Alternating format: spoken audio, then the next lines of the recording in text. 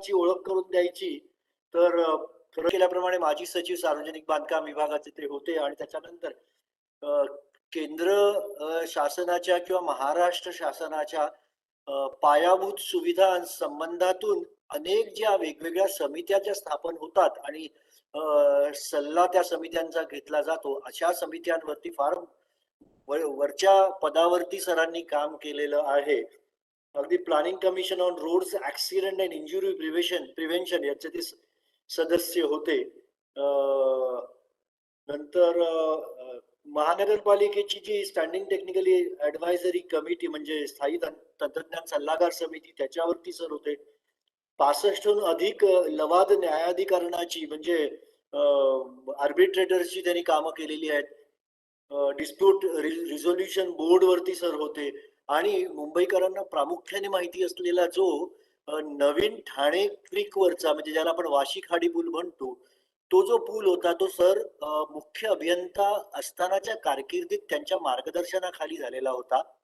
सरांचं अनेक फ्लायओव्हर्स, पुलांचे संरचना आणि त्यांचं प्रत्यक्ष ते कार्यान्वित करण्यापर्यंत सरांचा हातभार होता. कृपया सर रस्ते आणि अपघात या विषयावरती आपण बोलावं. व्यासपीठावरील सर्व महनीय व्यक्तींना माझं अभिवादन आणि अशा व्यक्तींच्या बरोबर मी इथे आहे याचा मला फार अभिमान वाटतो. रस्ते ही गोष्ट समाज जीवनात खरं म्हटलं तर खूप महत्वाची आहे. सर्व समाजाची बांधणी व्हायला, शहर डेव्हलप व्हायला, राष्ट्र डेव्हलप व्हायला रस्ते ही फार महत्वाची गोष्ट आहे. आणि एक असं सुप्रसिद्ध वाक्य आहे की राष्ट्र श्रीमंत आहे म्हणून रस्ते चांगले होत नाहीत, तर रस्ते चांगले असल्यामुळे राष्ट्र श्रीमंत होतात. आणि हे आपण जी श्रीमंत राष्ट्र आहेत तिथे गेलो आणि तिथल्या रस्त्यावर प्रवास केला की लक्षात येतं.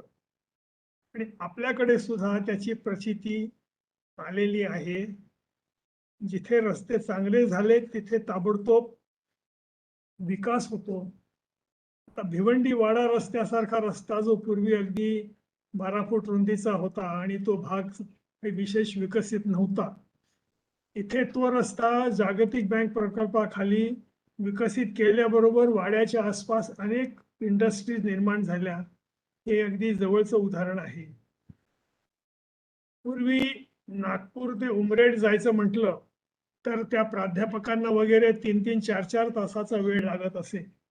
परंतु तो रस्ता जागतिक बँक प्रकल्पाखाली विकसित केल्यावर तेच अंतर पाऊण तासात, 1 तासात लोक मोपेड काढून जायला लागले आणि फार लोकांची सुविधा झाली.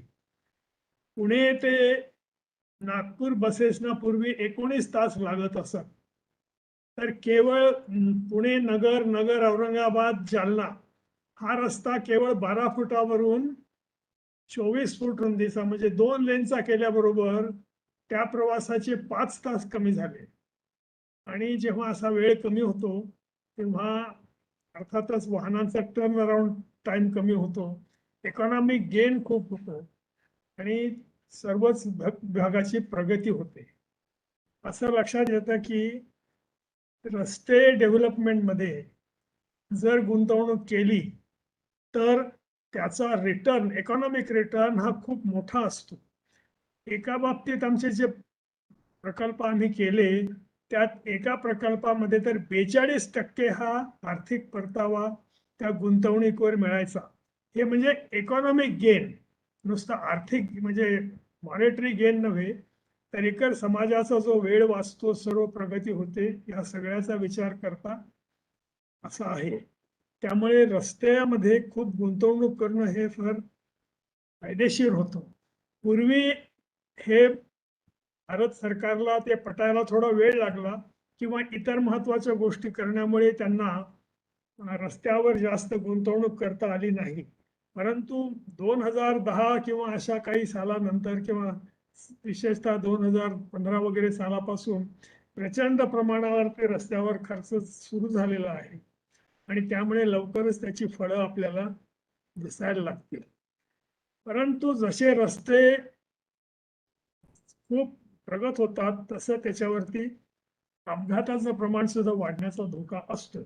तर म्हणून मी माझ्या आता मुख्य विषयाकडे वळतो. असं लक्षात येतं की आपण रस्ते अपघात ह्या विषयाकडे फारसं लक्ष देत नाही, समाज म्हणूनही देत नाही. आणि इतके दिवस सरकारी इंजिनियर किंवा रस्त्याच्या इन्चार्ज असलेले लोक त्यांचंही लक्ष नसेल.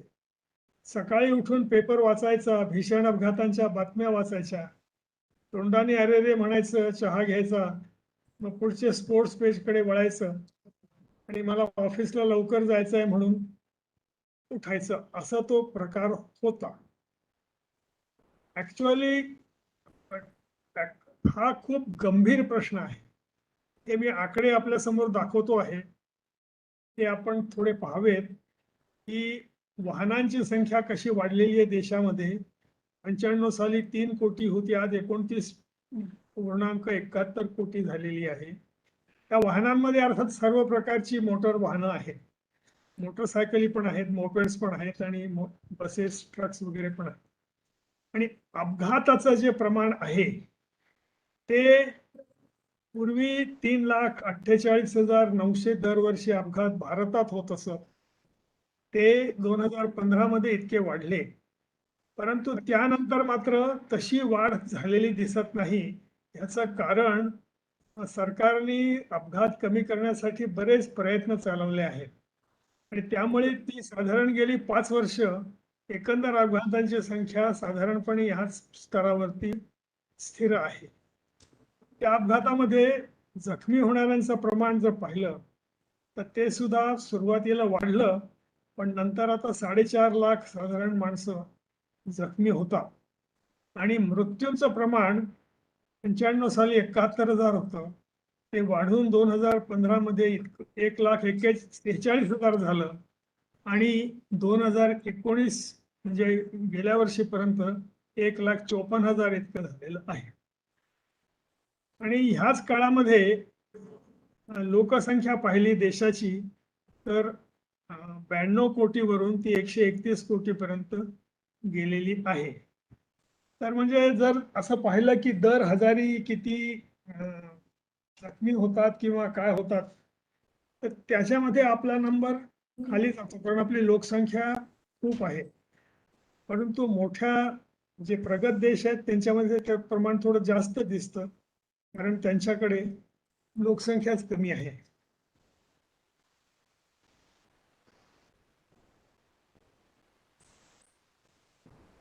अपघातांमुळे काय काय परिणाम होतात हे खरं म्हणजे नव्याने सांगायला नको, परंतु या इथे एक यादी केलेली आहे. त्यात लोकांचे मृत्यू होतात, लोक जखमी होतात, काही तात्पुरते होतात, बरे होतात, काही लोकांचे हात पाय तुटतात, डोळे जातात आणि त्यांचं आयुष्याचं नुकसान होतं. याच्याशिवाय असं लक्षात आलं आहे की जी व्यक्ती अपघातात सापडते तो अनेक वर्ष त्या धक्क्यातनं सावरत नाही, तो आणि त्याचे नातेवाईक, आणि त्यांना ते अगदी फार आयुष्यभर पुरत. त्यानंतर प्रॉपर्टी आणि मालमत्ता आणि वाहनं ह्यांचं नुकसान होतं आणि जे त्या अपघातात सापडतात त्यांचं आर्थिकदृष्ट्या ते पुष्कळ खतम होतात, खूप खर्च होतो, रोजगार जातो, घरी बसावं लागतं. आणि त्याशिवाय देशाचं प्रोडक्शन लॉस ज्याला म्हणता येईल असं खूप होत. तर त्याच्यामध्ये हा एक प्रयत्न झालेला आहे की अपघातांमुळे देशाचं नुकसान होतं किती. तर 95 साली ते 32,000 कोटी दरवर्षी होत असे. 2003 मध्ये तो आकडा 63,000 कोटीवर गेला आणि सध्याच्या दराने सध्याचं जे अपघात आहेत त्याच्यामुळे जवळजवळ 1,47,00,000 कोटी इतकं नुकसान होतं. हे खरं खूपच प्रचंड नुकसान आहे आणि त्याच्यासाठी काहीतरी करणं आवश्यक आहे. एक मी जरा लवकर जातोय कारण एकंदरच वेळ कमी आहे, विषय मोठा आहे, परंतु तोंड ओळख व्हावी अशा दृष्टीने मी बोलतो आहे. जे रस्त्याचे जे वापर करणारे लोक आहेत त्यांचे दोन भाग पडतात. एक म्हणजे जरा त्यातल्या त्यात सुरक्षित असलेले लोक, म्हणजे जे बस किंवा ट्रक किंवा बस याच्या आतमध्ये बसलेले असतात ते, आणि जे व्हल्नरेबल जास्त ज्यांना नुकसान होण्याची शक्यता आहे असे जे रस्त्याचा वापर करणारे लोक आहेत ते म्हणजे पादचारी, मोटरसायकली, सायकली याच्यावर जाणारे लोक, हातगाडीवाले, रिक्षावाले मध्ये प्रवास करणारे ह्यांचा समावेश होतो. आणि अपघातामध्ये नेहमी ह्या लोकांना जास्त धक्का पोचतो. एक हा गुणोत्तर आहे, हे फॅटॅलिटी इंडेक्स म्हणतात, की एकंदर अपघातात मरतात किती आणि त्याला भाग द्यायचा एकंदर जखमी किती झाले आणि किती मेले त्यांच्या बेरजेनी. ह्याच्यामुळे देशामध्ये किंवा त्या भागामध्ये रस्त्यात जखमी झालेल्या लोकांना किती लवकर मदत मिळते आणि किती चांगल्या तऱ्हेने हॉस्पिटलमध्ये त्यांचा उपचार होतो ह्याचा हा हे आहे, इंडिकेटर आहे. हे जर पाहिलं आपण, हे एक जुनंच आहे थोडं, परंतु ह्याच्यात काही फार बदल झालेला नाही. हे जे फॅटॅलिटी इंडेक्स आहेत तर देशाची नावं आणि त्यांचे आकडे दिलेले आहेत बघा. तर ह्याच्यामध्ये America, England, Japan, Norway, Sweden, हे जे बेल्जियम असे देश आहेत ह्यांच्यामध्ये 1%, 1.5%, कधी 1%पेक्षा सुद्धा कमी लोक दगावतात. म्हणजे एकंदर अपघात झाल्यानंतर त्या क्षणी जे लोक एकंदर जखमी होतात त्याच्यापैकी इतके कमी लोक दगावतात. आणि त्याच्या उलट आपण बघावं, जसा देशाची प्रगती कमी कमी असते तसे ते प्रमाण वाढत वाढत जातं. आणि माळावी सारख्या देशात ते 22% त्यावेळी होतं. भारतात हे जुने आकडे आहेत, 19% आहे. आजचा जो आकडा पाहिला भारताचा, आपल्याला ते जुने आकडे आठवत असतील, भारतातले जखमी किती झाले आणि मृत किती झाले, तर ते जवळजवळ प्रमाण हाच आकडा 24% पर्यंत जातो. याचा अर्थ असा की लोक चटकन जखमी झालेल्या लोकांना अपघातातल्या मदत करायला पुढे येत नाहीत, आणि झाले तरी त्यांना नीट तऱ्हेने कसं हँडल करायचं, कसं लवकरात लवकर पोचवायचं अपघातात हॉस्पिटलमध्ये, हे आपल्याकडे होत नाही. ज्यांना कुणाला अपघाताचा स्वतःचा अनुभव असेल त्यांना असं लक्षात येईल की जखमी झालेला मनुष्य तासनतास पडून राहतो रस्त्यावर, त्याला कोणी मदत करायला जात नाही, त्या भानगडीत पडायला नको रे बाबा, असं सगळ्यांचं मत असतं. मी अपघात निवारण समितीचा अध्यक्ष म्हणून प्रवास करताना मला स्वतःला एक आलेला मोठा विदारक अनुभव आहे की सोलापूर जिल्ह्यामध्ये आम्ही प्रवास करत होतो. माझ्याबरोबर मुख्य अभियंते आणि पुष्कळ ताफा होता. आणि आम्ही जात असताना पाहिलं तर वाटेत मला उजवीकडे एक पांढऱ्या कपड्यातली व्यक्ती रस्त्यावर पडलेली आणि मोटरसायकल त्याची बाजूला असं दिसलं. त्यांचे लोक सगळे बेदरकारपणे समोर निघाले होते. त्यावेळी मी त्यांना म्हटलं, अहो आपण ते पाहायला पाहिजे तो कोण मनुष्य. तर म्हणे, साहेब नको, ते उगीच भानगड होईल आपल्याला. म्हटलं असं नाही. मग आम्ही थांबवलं, मी संबंध ताफा थांबवला, सगळ्या लोकांना पाहिलं तर तो जखमी झाला होता मनुष्य, बेशुद्ध झालेला होता. तर मी म्हंटल आपण असं जाऊ शकत नाही, आपण नेलं पाहिजे. नाही, मग कोणीही त्याला हात लावायला तयार नाही. तर मी म्हंटल कमीत कमी आमच्यातले जे एक जीप होती त्याला घेऊन जवळातल्या जवळ गावात जाऊन तिथल्या पोलिसांना बोलवून आण. त्याप्रमाणे तो गेला आणि त्यांनी 10 मिनिटात पोलिसांना बोलवून आणलं. पण इतक्याच सुदैवाने बाजूकडनं 4-5 लोक आले आणि त्यांनी सांगितलं, नाही, हा आमच्याच गावचा मनुष्य, आम्ही घेऊन जातो त्याला. आणि मग त्याला तसा रिलीफ मिळाला. म्हणजे सांगायचं कारण असं की अगदी भल्या भल्यांना सुद्धा अपघातात जखमी झालेल्या लोकांना मदत करावी असं वाटत नाही. याचं कारण काय ते आपल्या सर्वांना माहीत आहे. आणि ह्याच्यामध्ये दुसरे असे अनुभव येतात. मागे आपण सुद्धा मुंबईतल्या वृत्तपत्रात बातमी वाचली असेल की एका ग्रस्तांनी एका जखमी झालेल्या कुटुंबाला नेऊन एका हॉस्पिटलमध्ये पोहोचवलं आणि भानगड अशी झाली की त्या कुटुंबाने असा दावा सुरू केला की ह्यांच्याच गाडी खाली मला अपघात झालेला आणि यांनी आम्हाला भरपाई द्यावी. हे असंही होतं. तर ह्याच्यामध्ये भारतामध्ये हे जे फॅटॅलिटी इंडेक्स आहेत हे प्रांताप्रांतात बदलतात. पंजाबमध्ये हा आकडा 42-43% इतका जास्त आहे. केरळमध्ये तो 5% आहे.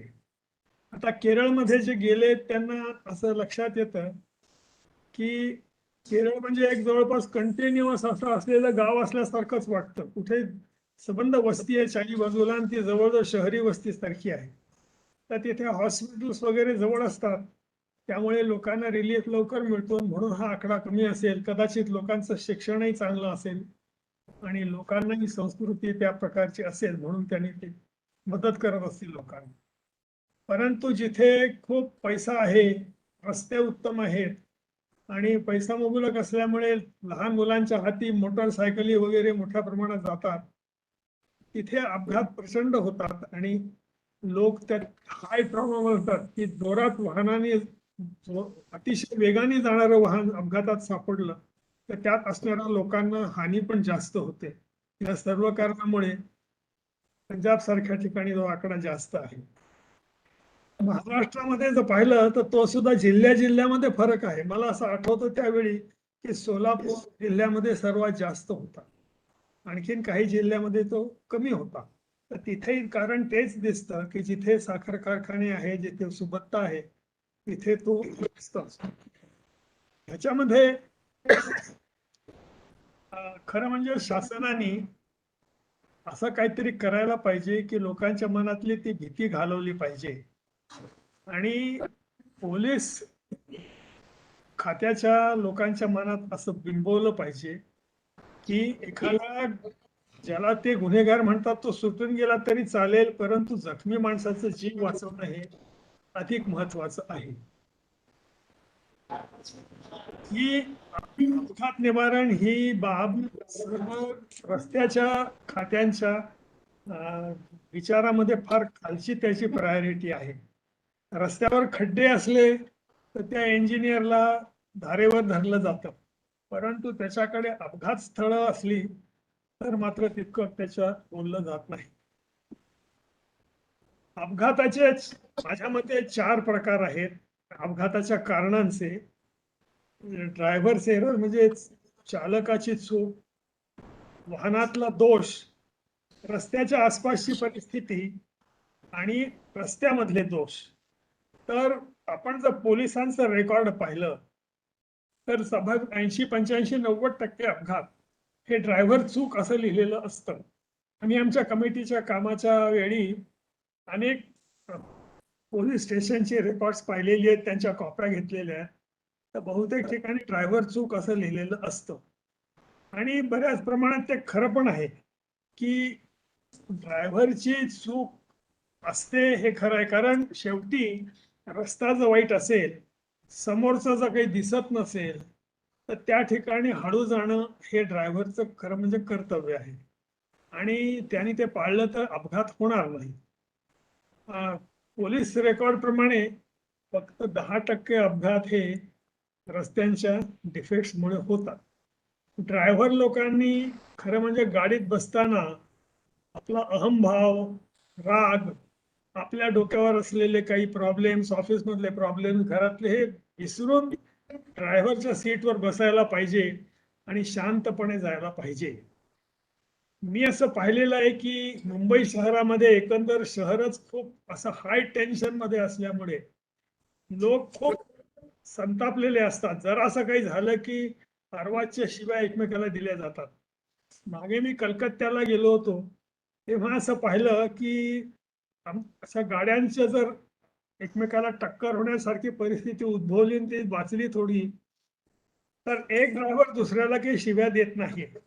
मी असं स्वतःच्या गाडीचा अनुभव आहे की तो ड्रायव्हर त्याला दुसऱ्याला म्हणतो, काय दादा बघा ना, असं काहीतरी बोलून ते बंगालीमध्ये प्रकरण मिटतं.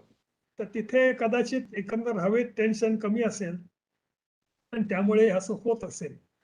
पण एवढं खरं की ड्रायव्हिंग सीटच्या मागे बसलेला मनुष्य खूप संतापतो, खूप चिडतो. असे कित्येक व्हिडिओज पाहायला मिळतात की अतोनात राग येतो, त्या माणसाची बायको त्याला सांभाळायचा प्रयत्न करते, परंतु तो बेभान होऊन काहीतरी करत सुटतो पिडव. तर हे जर कळलं तर अपघात बरेचसे कमी होते. इंग्लंडमध्ये काही त्यांनी प्रत्यक्ष प्रयोग केले आणि त्याच्यावरनं त्यांना असं दिसलं की गाडीचा वेग जर 20 मैल पर आवर म्हणजे 30 किलोमीटर पर आवर त्याच्यापेक्षा कमी असेल तर त्या अपघातामध्ये होणाऱ्या मृत्यूचा प्रॉबॅबिलिटी 10% कमी असते. तोच वेग जर 50 किलोमीटर पर्यंत वाढवला ती प्रॉबॅबिलिटी 80% होते. तर ह्याच्यावरनं लक्षात येईल की वेग हे मृत्यूचं प्रमाण आणि अपघातांचं प्रमाण जास्त असतं.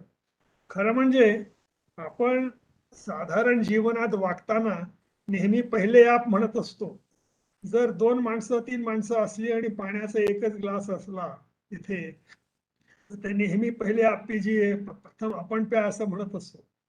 परंतु गाडी चालवताना मात्र कुठे जर अरुंद पूल असेल तर दोन्हीकडनं येणारे ड्रायव्हर्स मी आधी घुसणार म्हणून मोठा दिवा लावून जोराने पुढे जात आले.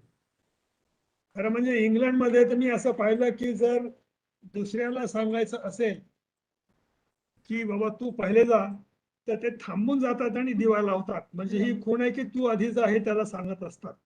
आपल्याकडे उलट आहे. आपण दिवा लावतो म्हणजे काय मी आधी घुसणार तू थांब असं त्याला सांगायचा प्रकार असतो. आणि मागे मला असं आठवतं की सिन्नर शिर्डी रस्त्यावर जाताना मला मी असं सुचवलं होतं त्या अभियंत्यांना की तुम्ही हे साईबाबांचं ठिकाण आहे तर तिथे त्यांचं श्रद्धा आणि सबुरी हा त्यांचा जो संदेश आहे तर तो तुम्ही रस्त्यावरती त्याचे बोर्ड्स लावा म्हणजे कदाचित ड्रायव्हर्स सबुरीने चालवतील आणि अपघात कमी होतील. रस्ते बांधताना ही एक संज्ञा आहे फॉरगिव्हिंग रोड्स, फॉरगिव्हिंग रोड एन्व्हायरमेंट आणि फॉरगिव्हिंग व्हेइकल्स. म्हणजे असं की जरी अपघात झाला तरी अपघातग्रस्त लोकांचं नुकसान कमीत कमी होईल असा प्रयत्न करणे. म्हणजे लोकांना जखमा होतील अशा गोष्टी करायच्या नाहीत. रस्त्याच्या जवळ मोठाली झाडं असणं किंवा असे टोकदार गोष्टी असणं किंवा मेसनरी स्ट्रक्चर बांधणं असं जर झालं तर ते अपघात जास्त सिव्हिअर होतात. आणि जर असं नसेल आणि मऊ अशा अडथळे असतील समोर तर त्या अपघातामध्ये लोकांना त्रास कमी होतो. वाहनांच्या आत सुद्धा आपण आपली फिटिंग्स बसवताना जर अशी बसवली की ज्याच्यावर डोकं आपटलं तर नुकसान होणार नाही तर ते बरं होईल. पूर्वी आपण मोटारीच्या आतमध्ये लोखंडी पंखे लावत होतो तर ते अपघात झाला तर ते नॅचरली ते डोक्याला लागून जास्त नुकसान होऊ शकतं. हल्लीच्या मोटारींमध्ये बऱ्याच प्रमाणात ते केलेलं आहे.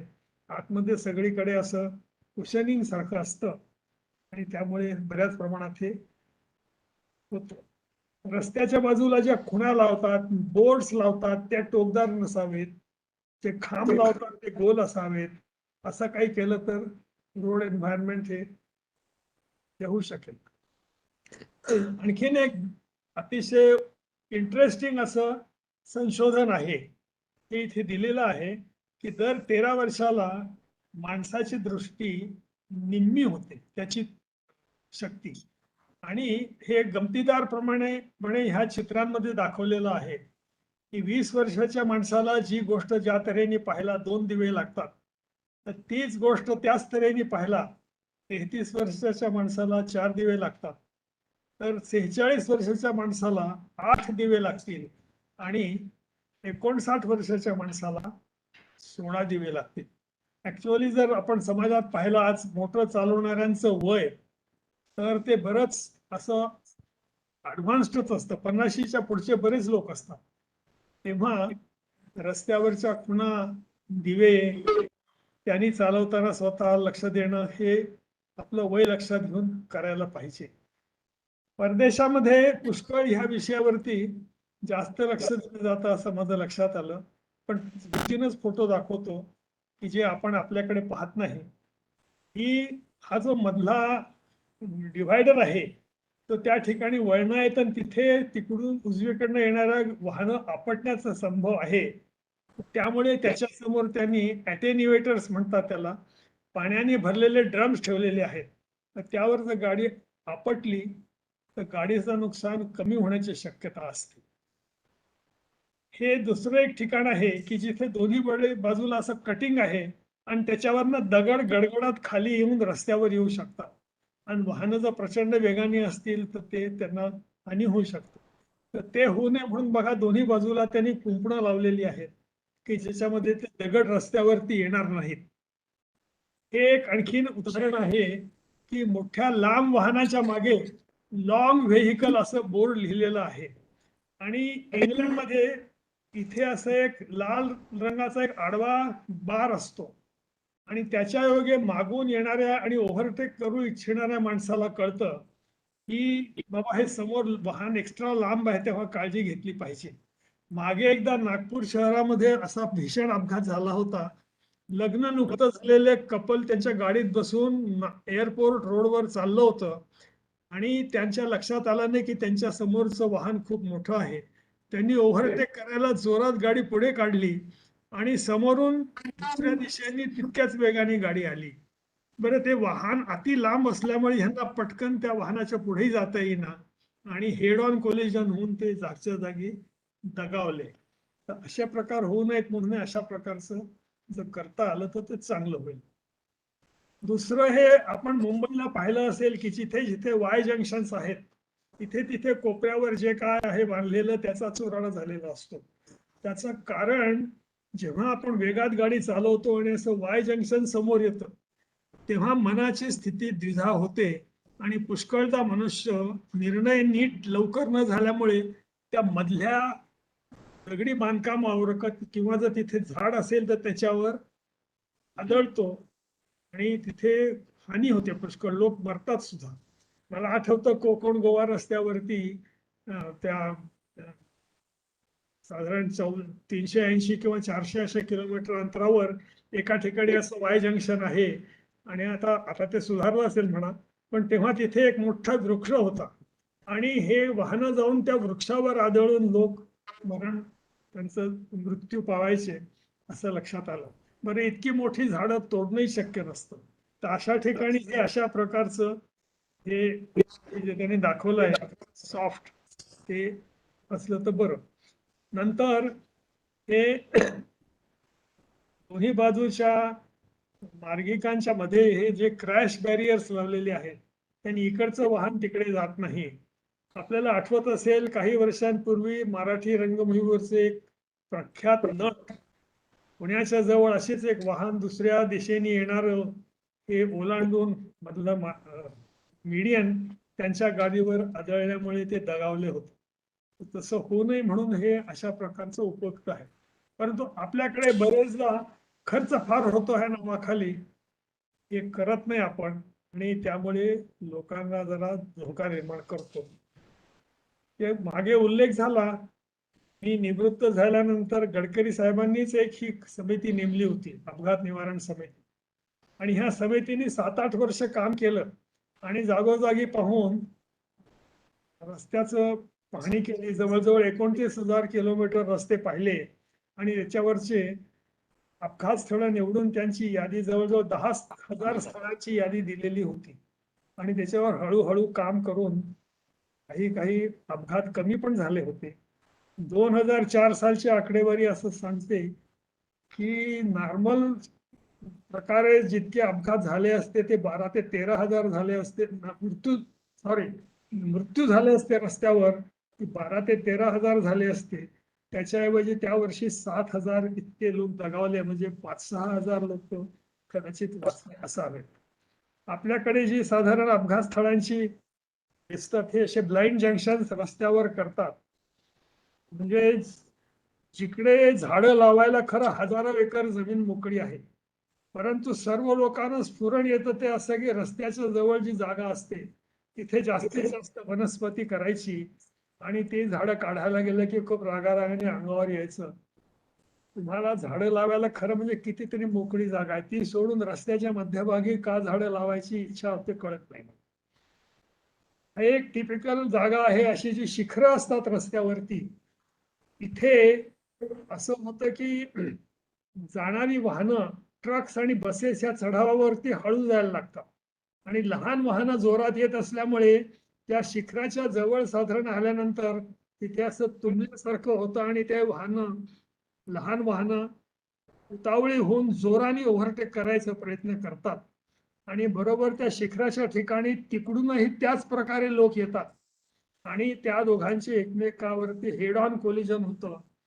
असं अनेक ठिकाणी होतं आणि आमचं असं ऑब्झर्वेशन आहे की जिथे जिथे अशी शिखरं आहेत तिथे त्या आसपास पाहिलं तर हेडलाईटच्या काचाचे तुकडे नक्की दिसतात पडलेले. हे एक आहे बघा, एक मोठा कालवा आहे, त्याच्यावर पूल बांधलेला आहे आणि त्या बाजूला मोकळी जागा आहे. मराठवाड्यामध्ये एक असं कधीच हे कर- घडलेलं आहे की मोठ्या एका कालव्यामध्ये अशी एक लहान मारुती गाडी पडली आणि त्याच्यामधलं सबंध कुटुंब कित्येक किलोमीटर खाली मृत अवस्थेत त्या गाडीमध्ये सापडलं. कारण काय, रात्रीच्या वेळी प्रवास करत होते, समोरून मोठे ट्रक्स आले हेडलाईट लावून आणि ते त्यांना दिसेल असं झालं म्हणून त्याने गाडी बाजूला म्हणून जी काढली ती त्या सरळ त्याच्यात पडली. एक अगदी साधं वाटेल, बाजूला खूप गवत आहे आणि त्याच्यामधून तो बाजू खेडेगावाला जाणारा रस्ता आहे, हा नॅशनल हायवे आहे त्यावेळेचा. तर इथे वर्षाखाली 8-10 लोक मरायचे. तर आम्ही अभ्यास केला आणि लक्षात आलं की त्या गवताच्या आडून जे वाहनं मोटरसायकल येतात त्यांना दिसत नाही रस्ता म्हणून ते एकदम रस्त्यावर येतात आणि मरतात. तर ती झाडं छाटून टाकल्याबरोबर तिथले अपघात, ते गवत काढून टाकल्यावर ते अपघात. हे आहे बघा ब्लाइंड जंक्शन ज्याला म्हणतो, समोरचं दिसत नाही.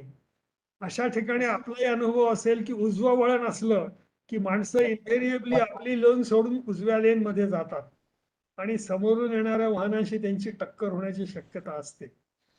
हे बघा रस्त्याच्या कडेला एक झाड आहे, अशा झाडांवर आदळून पुष्कळ लोक मरतात आणि अशा ठिकाणी बाजूला वाहन घेण्याची जागा राहत नाही आणि अपघात होतात. हे कोल्हापूर रत्नागिरी रस्त्यावरचं एक ठिकाण आहे, इथे अशी झाडं होती आणि ह्या ठिकाणी समोरासमोर टक्कर होऊन अपघात व्हायचे. मी जेव्हा म्हणतो की अनेक अपघात होतात तेव्हा असे हजारोनी अपघात होत नसतात. वर्षाकाठी 5, 6, 7, 8 अपघात झाले तरी ते एकंदर आकडेवारीमध्ये भर घालायला पुरेसे होतात. तर आपण बघू शकता की ती जी डावीकडचं झाड आलेलं आहे खाली, तर ह्या दिशेने जाणारं उंच वाहन, बस असेल, ट्रक असेल, तो नैसर्गिकरित्या आपली गाडी उजवीकडे काढेल. जो समुद्रावरचा जो वरती जर मोठं वाहन आलं त्यांनी बांधला होता. तर तो अपघात होणारच आहे. ही झाडं आम्ही काढून टाकल्याबरोबर तिथले अपघात कळले.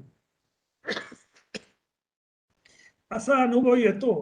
आपण वृत्तपत्रामध्ये येणाऱ्या बातम्यांचं जर नीट वाचन केलं तर लक्षात येईल की 4-5 अपघाताच्या मग एक तरी अपघात असा असतो की रस्त्याच्या कडेला जे झाड आहे लोक मेले.